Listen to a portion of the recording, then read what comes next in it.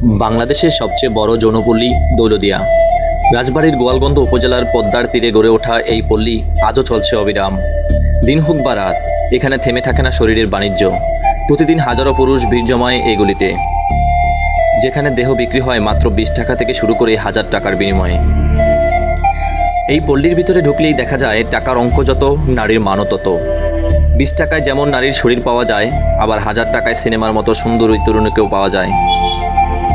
এখানে তরুণীও আছে, বৃদ্ধও আছে, বয়সের সীমা নেই। 8 বছরের কিশোরী থেকে শুরু করে 50 বছরের নারীরাও দেহ ব্যবসায় জড়িত। দৌলতদিয়ার ব্যবসা শুধু রাতে নয়, দিনেও সমান তালে চলে। দিনের আলোয় গলিতে ঢুকে গ্রাহকরা, কারো সময় নেই, কারো টাকা নেই, দ্রুত চাহিদা মিটিয়ে বেরিয়ে যায়।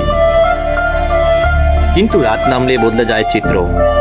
আলো, গান আর মদের আড্ডায় জমে ওঠে উন্মুক্ত বাজার। শহর থেকে আসা টাকার মালিকরাও তখন ভিড় জমায়, কারণ এখানে তারা পায় সিনেমার মতো সুন্দরী নারী। দৌলতদিয়ায় পুরুষের চাহিদা অনুযায়ী নারী পাওয়া যায়, যেমন যে রকম নারী চায়, তরুণী, মধ্যবয়সী কিংবা বৃদ্ধ, সেভাবেই মিলছে। অনেকে একসাথে 3-4 জন নারী ভাড়া করে, আবার কেউ সারা রাত ধরে একজন নারীকে ভোগ করার জন্য টাকা ঢালে। এখানেই নারীদের শরীর ব্যবসা হচ্ছে বাজারের পণ্যের মতো, যেভাবে পাচ্ছে সেভাবেই ব্যবহার করছে।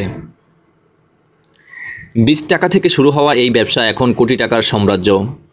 দিনে গরিব রিক্সাওয়ালা, ভ্যানচালক আসে, রাতে আসে শহরের ধনী ব্যবসায়ী, রাজনীতিক, প্রভাবশালীরা। কারণ একটাই, এখানে টাকার বিনিময়ে সব ধরনের নারী পাওয়া যায়। যে চায় কিশোরী পায় কিশোরী, যে চায় বৃদ্ধ পায় বৃদ্ধ। চাহিদার সঙ্গে সঙ্গে সরবরাহ তৈরি হয়।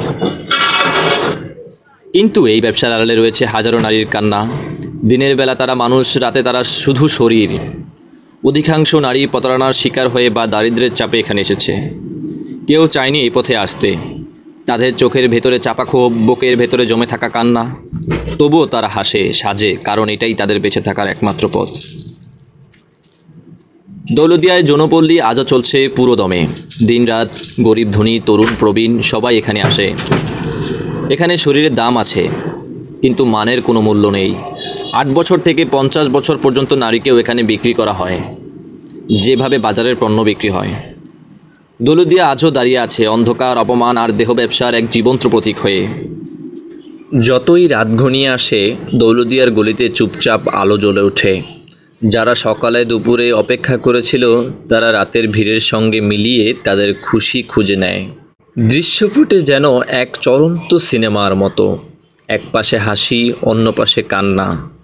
এখানে দিনে যেমন ব্যবসা চলে, রাতে তেমনই একটি অবিরাম চক্র। পল্লীতে বয়স 8 বছর থেকে 50 বছর পর্যন্ত নারীদের দেখা যায়। তরুণ তরুণীর, মধ্যবয়সী, বৃদ্ধা সবাই বিক্রি হচ্ছে তাদের চাহিদা অনুযায়ী। কেউ একসাথে একাধিক পুরুষের জন্য থাকেন, কেউ একা রাতের জন্য। প্রতিটি নারী যেন বাজারের পণ্য, আর ক্রেতা তাদের বাছাই করে, যেমন পছন্দ তেমন প্রাপ্য।